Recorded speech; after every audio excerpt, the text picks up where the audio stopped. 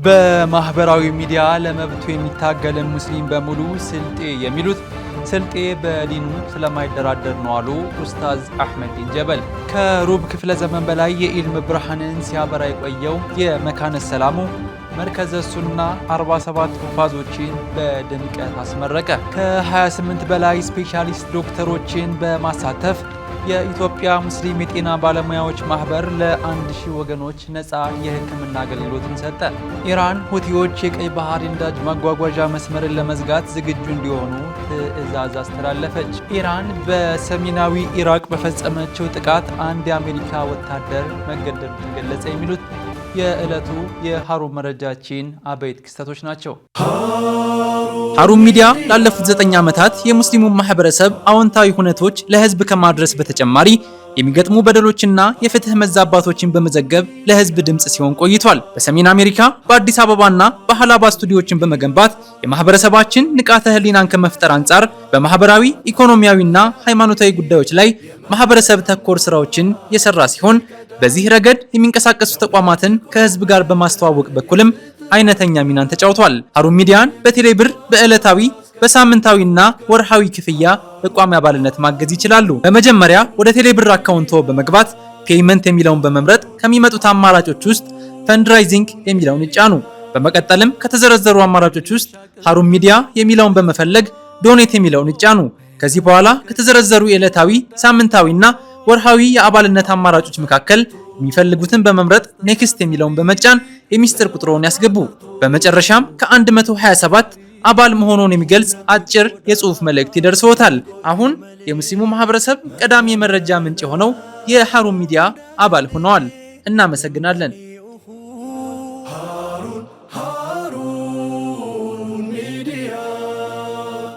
ሃሩን ሚዲያ ቀዳሚ የመረጃ ምንጭ።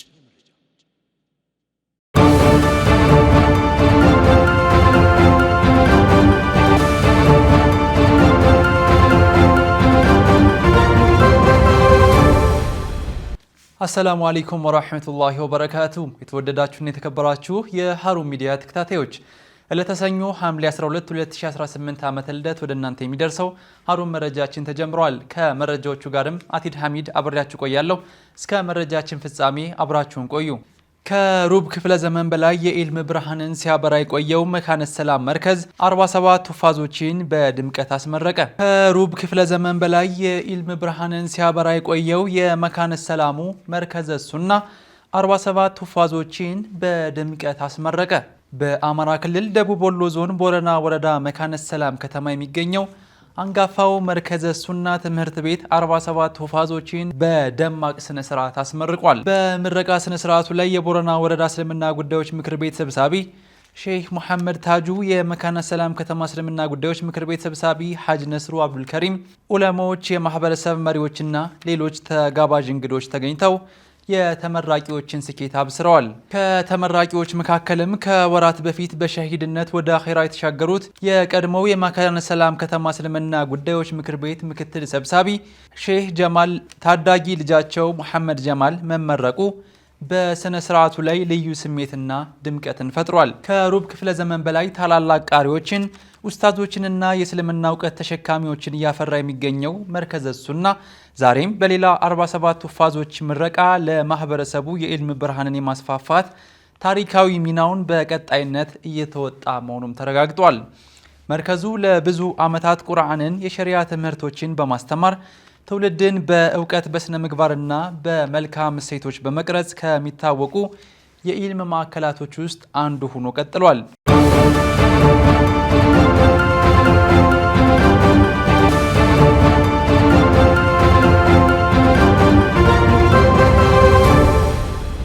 በማህበራዊ ሚዲያ ለመብቱ የሚታገል ሙስሊም በሙሉ ስልጤ የሚሉት ስልጤ በዲኑ ስለማይደራደር ነው አሉ ኡስታዝ አህመድ ዲን ጀበል። የማዕከላዊ ኢትዮጵያ ክልል መጅሊስ ፕሬዝዳንት የሆኑት የኢማም ሐጂ አብዱል ሐዲ ሼህ አህመድ ቡርሃን፣ የማዕከላዊ ኢትዮጵያ መጅሊስ ፕሬዝዳንት የሆኑት ኢማም ሐጂ አብዱል ሐዲ ሼህ አህመድ ቡርሃን የህይወት ታሪክና የስልጤ ህዝብን የትግል ታሪክ የሚያስቀኘው ናትራር የተሰኘ መጽሐፍ በአድዋ 00 አዳራሽ በትናንትናው ዕለት በደማቅ ሁኔታ ተመርቋል።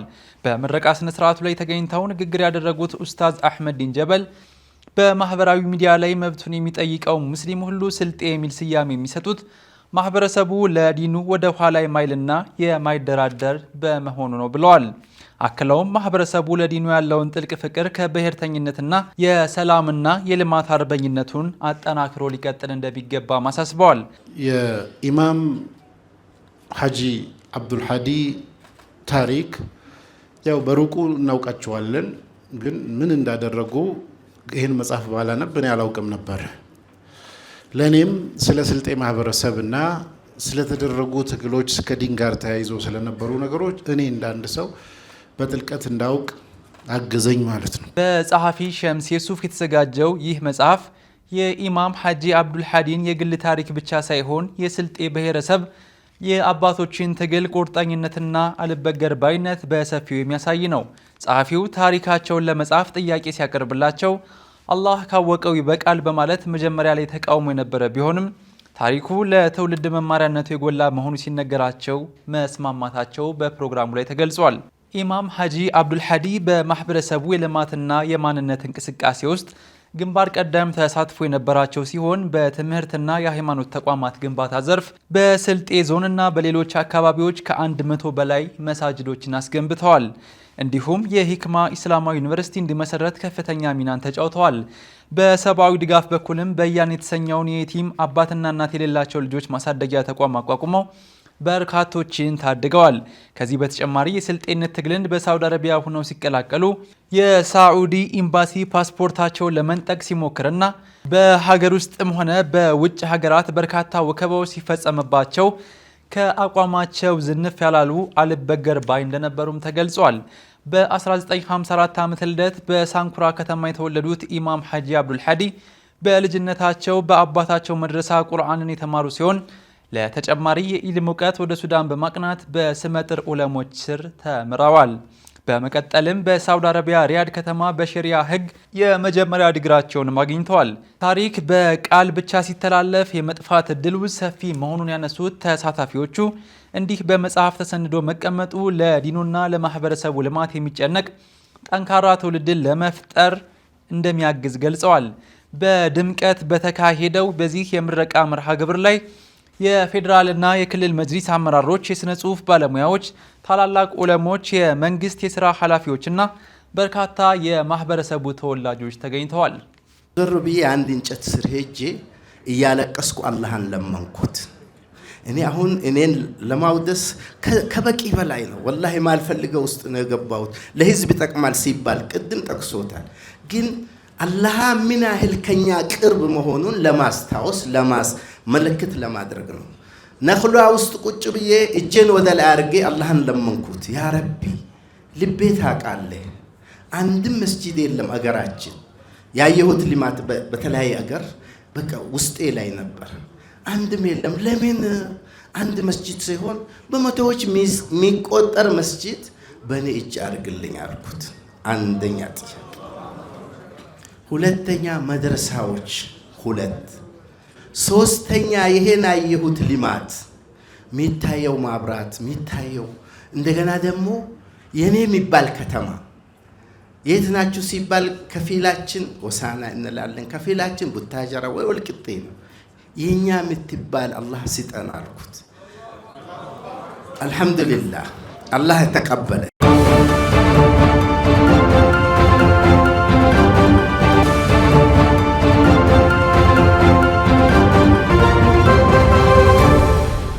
በሶማሌ ክልል በደረሰ የትራፊክ አደጋና በተከታታይ በተከሰተ የመቃብር መደርመስ የ15 ሰዎች ሕይወት ማለፉ ተገለጸ። በሶማሌ ክልል ቀብሪ በያህ ወረዳ ጉየው ቀበሌ በደረሰ አሰቃቂ የትራፊክ አደጋ 12 ሰዎች ለሞት ሲዳረጉ በሌሎች 3 ሰዎች ላይ ደግሞ የጉዳት መድረሱ ተገልጿል። የሶማሌ ክልል የኮሚኒኬሽን ቢሮ እንዳስታወቀው አደጋው የተከሰተው በፎርስ ባለ 3 እግር ተሽከርካሪና በአይሲዙ የጭነት ተሽከርካሪ መካከል በደረሰ ከባድ ግጭት ሲሆን የፖሊስ አካላት የአደጋውን ትክክለኛ መንስኤ በማጣራት ላይ እንደሚገኙ አስታውቋል።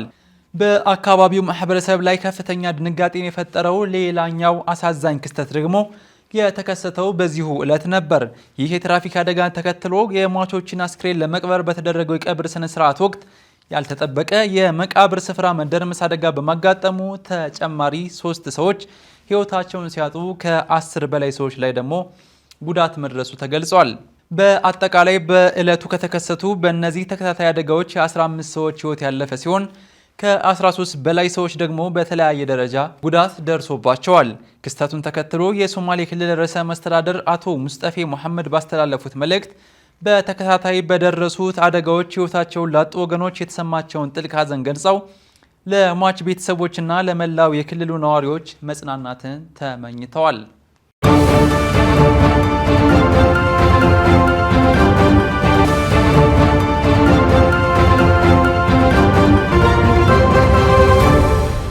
ከ28 በላይ ስፔሻሊስት ዶክተሮችን በማሳተፍ የኢትዮጵያ የሙስሊም የጤና ባለሙያዎች ማህበር ለ1000 ወገኖች ነፃ የሕክምና አገልግሎትን ሰጠ። የኢትዮጵያ ሙስሊም የጤና ባለሙያዎች ማህበር ከልደታ ክፍለ ከተማ እስልምና ጉዳዮች ምክር ቤት ጋር በመተባበር በኡስማን ኢብኑ አፋን መስጂድ ውስጥ አቅም ለሌላቸው ከ1000 በላይ ለሚሆኑ የማህበረሰብ ክፍሎች ነፃ የሕክምና አገልግሎት መስጠቱ ተገለጸ። የልደታ ክፍለ ከተማ መጅሊስ በክፍለ ከተማው ከሚያከናውናቸው የድንና የልማት ስራዎች ጎን ለጎን የጤና ባለሙያዎችንና ሌሎችን ተቋማት በማስተባበር ከፍለው መታከም ለማይችሉ ወገኖች ይህንን በማድረግ ሰፊ የማህበራዊ ኃላፊነቱን እየተወጣ እንደሚገኝ ተገልጿል። የክፍለ ከተማው መጅሊስ ዋና ስራ አስፈጻሚ ኡስታዝ ሱልጣን ቱሬ በሰጡት ማብራሪያም በክፍለ ከተማው በርከት ያሉ ዝቅተኛ ኑሮ ደረጃ ላይ የሚገኙ የማህበረሰብ ክፍሎች መኖራቸውን ጠቅሰው ከሕክምና ባለሙያዎች ጋር በተደረገው በዚህ ጠንካራ ትብብርም ከ1000 በላይ ለሚሆኑ ወገኖች የነጻ ሕክምና ተጠቃሚ እንዲሆኑ ማድረግ መቻሉን አስረድተዋል። የማህበሩ ስራ አስኪያጅ ዶክተር ሀያት ፈድሉ በበኩላቸው ትናንት በተሰጠው ነጻ የሕክምና አገልግሎት ከ28 በላይ ስፔሻሊስት ዶክተሮችና ነርሶች መሳተፋቸውን ገልጸዋል።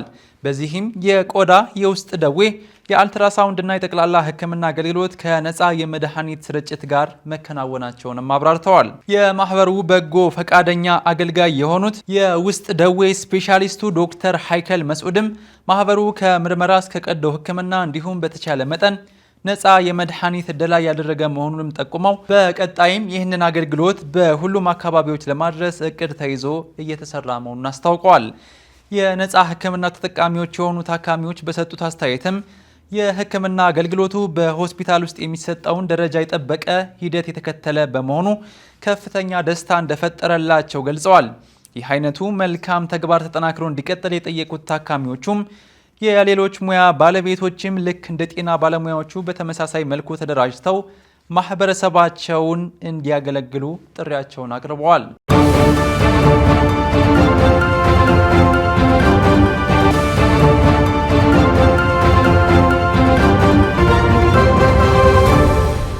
የረሕማ ኢስላማዊ ድርጅት 3ኛ ዓመቱን አስመልክቶ በጎዳና ዳዕዋ እድገት ዙሪያ ያዘጋጀው የፓናል ውይይት አካሄደ። የረሕማ ኢስላማዊ ድርጅት የተቋቋመበትን 3ኛ ዓመት የምስረታ ምክንያት በማድረግ የጎዳና ዳዕዋን እንዴት እናሳድግ በሚል ርዕስ ያዘጋጀውን የፓናል ውይይት ትናንት እሁድ ሐምሌ 12 ቀን 2018 ዓመተ ልደት አካሂዷል። በጦር ኃይሎች አካባቢ በሚገኘው የረያን መስጂድ ውስጥ በተዘጋጀው በዚህ መርሃ ግብር ላይ ከተለያዩ አካባቢዎች የተውጣጡ በርካታ ዑለሞች፣ ዳዒዎችና ኡስታዞች ተሳትፈዋል። በፓናል ውይይቱ ላይ ትኩረት ከተደረገባቸው አበይት ክንውኖች መካከል የተሳታፊ አካላት ሚናን አስመልክቶ በፕሮግራሙ ላይ የታደሙ ታላላቅ መሻይኮችና ኡስታዞች በዋናው ርዕሰ ጉዳይ ዙሪያ ያላቸውን ሰፊ ሀሳብና ምልከታን አቅርበዋል። ተሳታፊዎቹም የጎዳና ላይ ዳዕዋ አሁን ካለበት ደረጃ በበለጠ እንዴት ማሳደግ፣ ማስፋትና ማጠናከር እንደሚቻልም ጥልቅ ምክክርን አድርገዋል።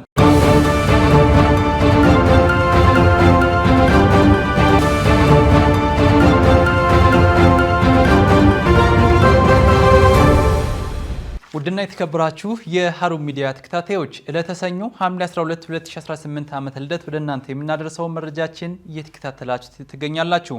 አሁን ደግሞ ከውጭ ምንጮች ያገኘናቸውን መረጃዎች ወደ እናንተ እናደርሳለን። እስከ መረጃችን ፍጻሜ አብራችሁን ቆዩ። ኢራን ሁቲዎች የቀይ ባህር የነዳጅ ማጓጓዣ መስመርን ለመዝጋት ዝግጁ እንዲሆኑ ትዕዛዝ አስተላለፈች። አሜሪካ የኢራን ኃይል መሰረተ ልማቶች ላይ ጥቃት የምትሰነዝር ከሆነ የየመኑ ሁቲ ታጣቂ ቡድን የቀይ ባህር የነዳጅ ማጓጓዣ መስመርን ለመዝጋት ዝግጁ እንዲሆን ኢራን ትዕዛዝ ማስተላለፏን ሮይተርስ የውስጥ ምንጮችን ጠቅሶ ዘግቧል። እንደ ዘገባው ገለጻ ይህ እቅድ በኢራን አመራሮች መካከል ውይይት የተደረገበት ሲሆን መልእክቱም በከፍተኛ የኢራን ባለስልጣናት አማካኝነት ለሁቲዎች አስቀድሞ መተላለፉ ነው የተገለጸው። ይህ ዘገባ የወጣው ቴህራን ቀጠናዊ ግጭቱን የበለጠ ለማባባስ ከወሰነች ሁቲዎች ከኢራን ጋር በመቀናጀት የባቢል መንደብን የባህር ወሽመጥ ለመዝጋት የሚያስችል የአስቸኳይ ጊዜ እቅድ እያዘጋጁ መሆናቸውን ቴሌግራፍ የየመንን ምንጮች ጠቅሶ ከዘገበ ከሰዓታት በኋላ ነው። እንደ ጋዜጣው ዘገባ ከሆነ ይህ እቅድ ተግባራዊ የሚደረገው ኢራን ወታደራዊ ምላሿን የምታሰፋ ከሆነ ነው። ይህ በዓለም ላይ ካሉት ስትራቴጂካዊ ጠቀሜታ ካላቸው የባህር መስመሮች በአንዱ ላይ የመስተጓጎል ስጋትን የሚፈጥር ነው ሲል ዘገባው አክሏል። ቀይ ባህር ከኤደን ባህረ ሰላጤና ከህንድ ውቅያኖስ ጋር የሚያገናኘው የባቢል መንደብ የባህር ወሽመጥ ከፍተኛ መጠን ያለው የዓለም የንግድና የኢነርጂ ጭነቶችን የሚያስተላልፍ ሲሆን በዚህ የውሃ መተላለፊያ መንገድ ላይ የሚደረግን የመርከብ ጉዞ ለማደናቀፍ የሚደረግ ማንኛውም ሙከራ በዓለም አቀፍ የአቅርቦት ሰንሰለቶችና በነዳጅ ገበያዎች ላይ ሰፊ መዘዝ ሊያስከትል ይችላል ተብሏል። ሁቲዎች ከፈረንጆቹ 2023 ማብቂያ ጀምሮ በንግድና በጦር መርከቦች ላይ ተደጋጋሚ ጥቃቶች ሲሰነዝሩ የቆዩ ሲሆን ድርጊቱም በጋዛ ለሚገኙት ፍልስጤማውያን ጋር ያላቸውን አንድነት ለማሳየት በእስራኤል ወይም በአጋሮቿ መርከቦች ላይ ያነጣጠሩ መሆናቸው ይገለጻል። እነዚህ ጥቃቶች በርካታ የባህር ትራንስፖርት ኩባንያዎች መርከቦቻቸውን በደቡብ አፍሪካው በኬፕ ኦፍ ጉድ ሆፕ በኩል እንዲያዞሩ ያስገደደ ሲሆን ይህም የማጓጓዣ ወጪን፣ የኢንሹራንስ ክፍያንና የማጓጓዣ ጊዜን በእጅጉ ጨምሯል ተብሏል። ሁቲዎች እንደ ኢሮፓውያን አቆጣጠር በ2014 የየመን ዋና ከተማ ሰንዓን የተቆጣጠሩ ሲሆን አሁንም አብዛኛውን የሰሜናዊና የምዕራባዊ የመን ክፍል በቁጥጥራቸው ስር ይገኛል። የምዕራባውያን መንግስታት ኢራንን ለታጣቂ ቡድኑ የጦር መሳሪያ፣ ሚሳኤሎች፣ ድሮኖች እና ወታደራዊ ስልጠና ትሰጣለች በማለት ለረጅም ጊዜ ሲከሱ ቢቆዩም ቴህራን ለቡድኑ ፖለቲካዊ ድጋፍ ማድረጓን ብትቀጥልም የቀረበባትን ወታደራዊ ድጋፍ ክስ ግን በድጋሚ ማስተባበሏን የተገለጸው።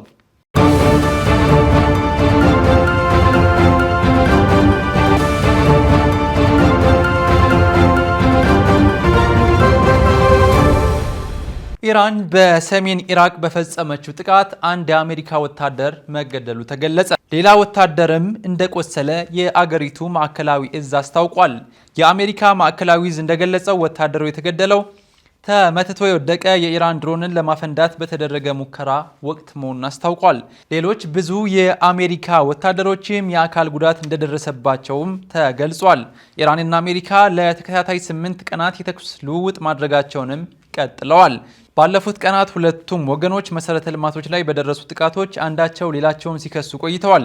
ዋሽንግተን በኢራን ወደቦች ላይ እገዳ ስትጥል ቴህራን የሆርሙዞች መጠን ዘግታለች። ኢራን በባህረ ሰላጤው በሚገኙ የአሜሪካ የጦር ሰፈሮች ላይ የምታደርሰውን ጥቃትም ቀጥላለች። የአሜሪካ ጦር እንዳለው በኢራን ላይ እየወሰደ ያለው እርምጃ ሀገሪቱን የንግድ መርከቦች ላይ ጥቃት የምታደርስበትን አቅም ለማዳከም ያለመ ነው ብሏል። ኢራን በዮርዳኖስ ባደረሰችው ጥቃት 2 የአሜሪካ ወታደሮች ሲገደሉ አንድ ወታደር የደረሰበት እንዳልታወቀ መገለጹ ይታወሳል። የኢራን ኢስላማዊ አብዮታዊ ዘብ በዮርዳኖስ ላደረሰው ጥቃት በጽኑ እንደሚቀጣ ማክሏል።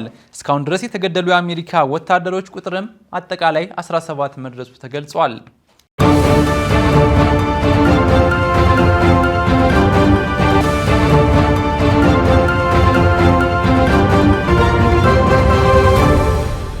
ሩሲያ በዩክሬን ከተሞች ላይ ከፍተኛ የባላስቲክ ሚሳኤል ጥቃት መፈጸሟ ተገለጸ። ሩሲያ በዩክሬን ላይ ተከታታይ የባላስቲክ ሚሳኤልና የድሮን ጥቃቶች የፈጸመች ሲሆን በዚህም ቢያንስ 8 ሰዎች መሞታቸውንና በደርዘን የሚቆጠሩ መቁሰላቸውን ባለስልጣናቱ ገልጸዋል። በሰሜን ምስራቋ ከተማ ካርኪቭ 4 ሰዎች ሲገደሉ በዋና ከተማዋ ኪዩቭ ደግሞ አንዲት አረጋዊት ሴት ሕይወታቸው ማለፉን የተገለጸው። በተጨማሪም በደቡባዊቱ ዛፖሪዚያ 2 ሰዎች እንዲሁም በሰሜን ምስራቋ ሱሚ 1 ሰው ሕይወታቸውን አጥተዋል። የዩክሬኑ ፕሬዝዳንት ቭላዲሚር ዜሌንስኪ በኪዩቭ ላይ በተፈጸመው ጥቃት ሩሲያ እንደ አውሮፓውያን አቆጣጠር በ2022 ሙሉ ወረራ ከጀመረች ወዲህ ከተፈጸሙት እጅግ ከፍተኛ የሆኑ የባላስቲክ ሚሳኤል ጥቃቶች አንዱ እንደሆነ ተናግረዋል። እሁድ ከሰዓት በተፈጸመ ሌላ የሩሲያ ጥቃት በቱርክ ባለቤትነት ስር ያለና እህል የጫነች ሲቪል የጭነት መርከብ በጥቁር ባህር ውስጥ በሩሲያ ሚሳይሎች ተመትቶ 5 ሰዎች መሞታቸውን የዩክሬን የባህር ኃይል ማስታወቁ ተገልጿል። ሩሲያ ተፈጸመ በተባለው ጥቃት ዙሪያ እስካሁን ድረስ ምንም አይነት አስተያየትን አልሰጠችም። ውድና የተከበራችሁ የሃሩን ሚዲያ ተከታታዮች ሐምሌ 12 2018 ዓመተ ልደት ዕለተ ሰኞ ወደ እናንተ የደረሰው ሃሩን መረጃችን የተከታተላችሁት ይመስል ነበር። ከመረጃዎቹ ጋር አቲድ ሐሚድ ከካሜራ ባለሙያው አብዱል መሊክ ሞገስ ጋር ነበረን። በሌላ የመረጃ ሰዓት እስከምንገናኝ በያላችሁበት ሰላማችሁ ይብዛ። ወሰላሙ አለይኩም ወራህመቱላሂ ወበረካቱ። ሃሩን ሚዲያ ላለፉት 9 ዓመታት የሙስሊሙን ማህበረሰብ አዎንታዊ ሁነቶች ለህዝብ ከማድረስ በተጨማሪ የሚገጥሙ በደሎችና የፍትህ መዛባቶችን በመዘገብ ለህዝብ ድምጽ ሲሆን ቆይቷል። በሰሜን አሜሪካ በአዲስ አበባና በሐላባ ስቱዲዮችን በመገንባት የማህበረሰባችን ንቃተ ህሊናን ከመፍጠር አንጻር በማህበራዊ ኢኮኖሚያዊና ሃይማኖታዊ ጉዳዮች ላይ ማህበረሰብ ተኮር ስራዎችን የሰራ ሲሆን በዚህ ረገድ የሚንቀሳቀሱ ተቋማትን ከህዝብ ጋር በማስተዋወቅ በኩልም አይነተኛ ሚናን ተጫውቷል። ሃሩን ሚዲያን በቴሌብር በዕለታዊ በሳምንታዊና ወርሃዊ ክፍያ በቋሚ አባልነት ማገዝ ይችላሉ። በመጀመሪያ ወደ ቴሌብር አካውንቶ በመግባት ፔይመንት የሚለውን በመምረጥ ከሚመጡት አማራጮች ውስጥ ፈንድራይዚንግ የሚለውን ይጫኑ። በመቀጠልም ከተዘረዘሩ አማራጮች ውስጥ ሃሩን ሚዲያ የሚለውን በመፈለግ ዶኔት የሚለውን ይጫኑ። ከዚህ በኋላ ከተዘረዘሩ የዕለታዊ ሳምንታዊና ወርሃዊ የአባልነት አማራጮች መካከል የሚፈልጉትን በመምረጥ ኔክስት የሚለውን በመጫን የሚስጥር ቁጥሮን ያስገቡ። በመጨረሻም ከ127 አባል መሆኑን የሚገልጽ አጭር የጽሑፍ መልእክት ይደርሰዎታል። አሁን የሙስሊሙ ማህበረሰብ ቀዳሚ የመረጃ ምንጭ የሆነው የሃሩን ሚዲያ አባል ሆነዋል። እናመሰግናለን።